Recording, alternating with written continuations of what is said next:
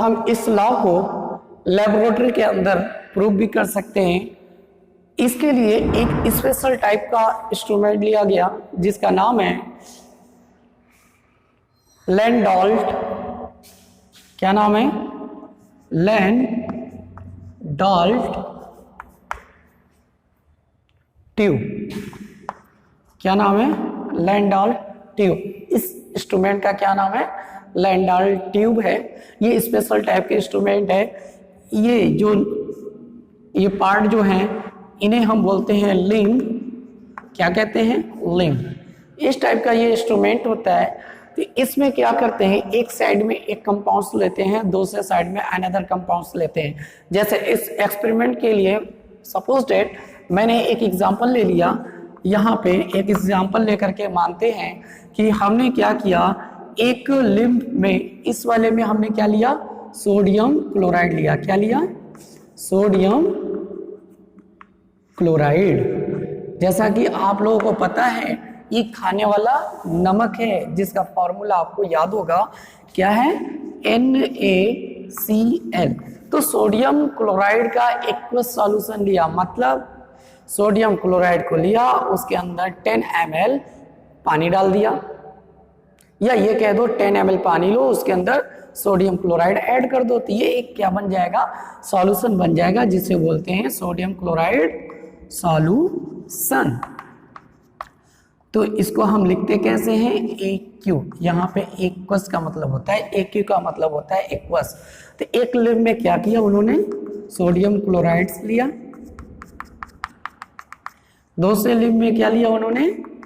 दूसरे लिंब में उन्होंने सिल्वर नाइट्रेट लिया। क्या चीज? सिल्वर नाइट्रेट का एक्वस सॉल्यूशन लिया। सिल्वर नाइट्रेट का aqueous solution, silver nitrate solution लिया, जिसका फॉर्मूला होगा AgNO3।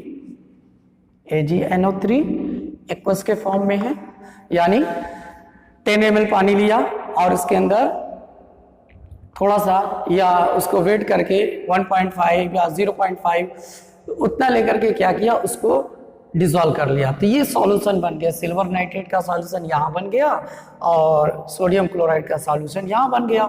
अब इसको ले जाकर के वेट किया। तो देखिए ये बिफोर द रिएक्शन है। तो जो बिफोर द रिएक्शन होते हैं, जैसे इसको हमने लिख दिया यहाँ पे sodium chloride plus silver nitrate. तो सोडियम क्लोराइड का फॉर्मूला लिखते हैं NaCl, सॉल्यूशन है, सोडियम क्लोराइड का सॉल्यूशन है, ये लिया, प्लस किया मैंने, और सिल्वर नाइट्रेट का फॉर्मूला लिखते हैं AgNO3 एक्वस। इसको लेकर के रिएक्शन कराया। मतलब कैसे रिएक्शन किया? ये लिया और इसको लेकर के बस ऐसे क्या किया, इंटरमिक्स कर दिया। इस ट्यूब को क्या किया, यहां से क्लोज किया। ये कॉर्क है, ये कॉर्क है, कॉर्क से क्लोज पैक कर दिया जाता है। फिर इसको लेकर के ऐसे ऐसे ऐसे ऐसे करते हैं। तो ये क्या होता है, इंटरमिक्स होते हैं, आपस में रिएक्शन करते हैं। रिएक्शन करने के बाद क्या पता चलता है, यहाँ पे एक कंपाउंड्स बनता है जिसका कलर क्या होता है, वाइट होता है। इसको हम लैब में करके देख भी सकते हैं। तो क्या प्रेसिपिटेट बनता है, सिल्वर क्लोराइड का। क्या?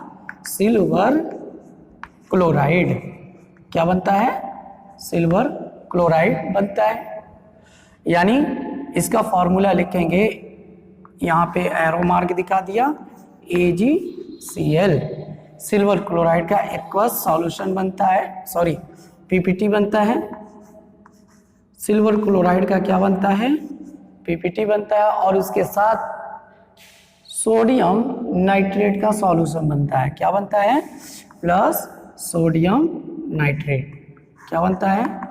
सोडियम नाइट्रेट का सॉल्यूशन बनता है, जिसका हम फॉर्मूला लिखेंगे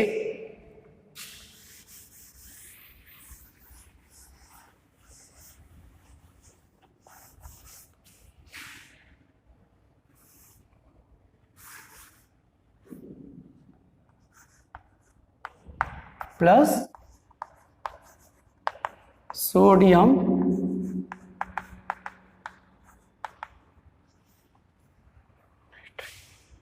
तो उन्होंने अपने एक्सपेरिमेंट में क्या लिया, सोडियम क्लोराइड एक लिंब में लिया और दूसरे लिंब में, जैसे यहाँ पे एक बता दे रहे हैं छोटा सा फिगर बना करके, एक लिंब में क्या किया,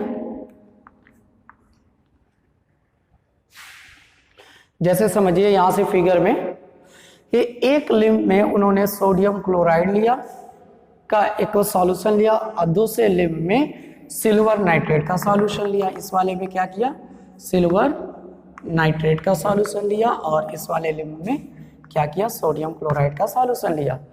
दोनों को लेकर के इंटरमिक्स किया। इंटरमिक्स करने के बाद क्या देखते हैं कि उसमें एक वाइट पीपीटी बनता है जो सिल्वर क्लोराइड का होता है। किसका होता है, सिल्वर क्लोराइड का होता है। और सोडियम नाइट्रेट का सॉल्यूशन बनता है। किसका सॉल्यूशन बनता है, सोडियम नाइट्रेट, जिसका हम फॉर्मूला यहाँ लिख रहे हैं NaNO3 ये देखिए।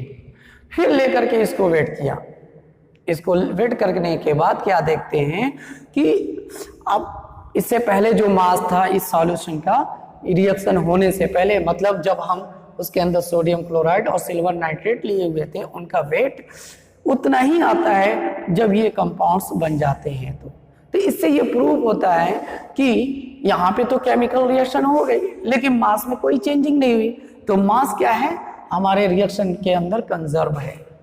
यानी तो उन्होंने एक अपना लॉ दिया और उस लॉ में क्या कहा, इन एनी केमिकल और physical changing mass of the reactant be equal to the mass of the product.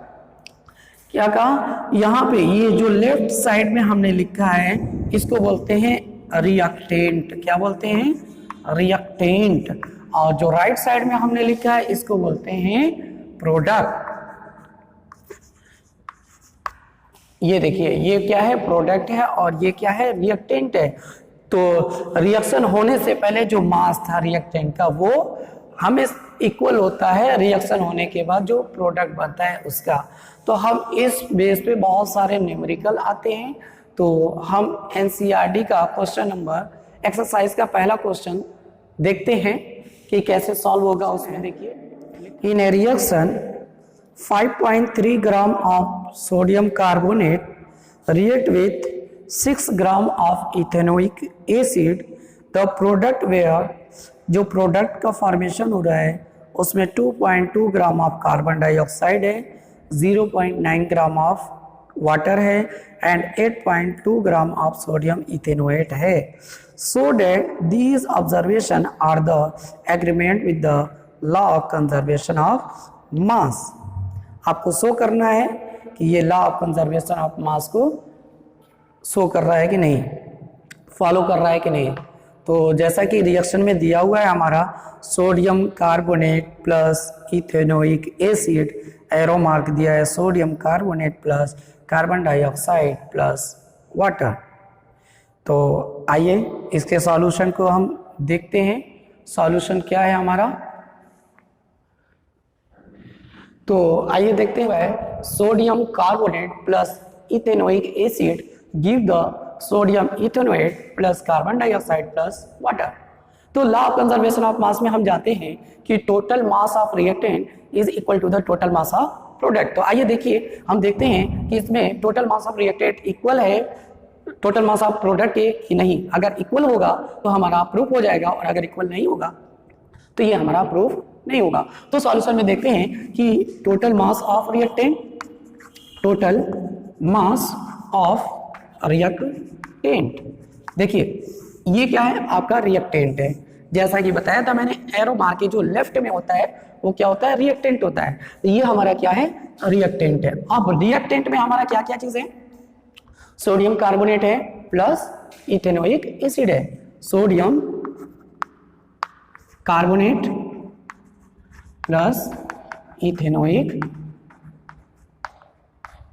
Acid. जैसा कि क्वेश्चन में दिया हुआ है, सोडियम कार्बोनेट का जो मास है वो कितना है, 5.3 ग्राम है।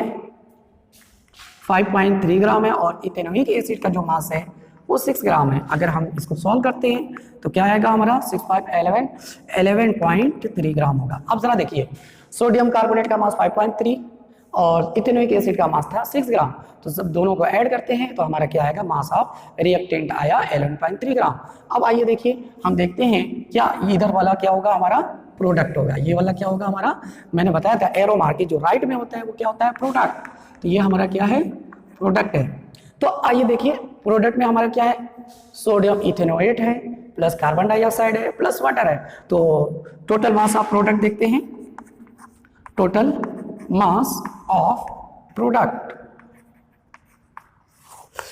देखिए मास किसका किसका देखेंगे, सोडियम इथेनोएट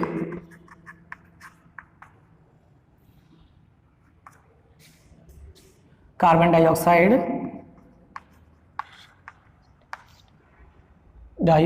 प्लस वाटर, देखिए प्लस वाटर। सोडियम इथेनोएट का जो मास दिया हुआ है वो कितना है, 8.2 ग्राम है, कितना है 8.2 ग्राम।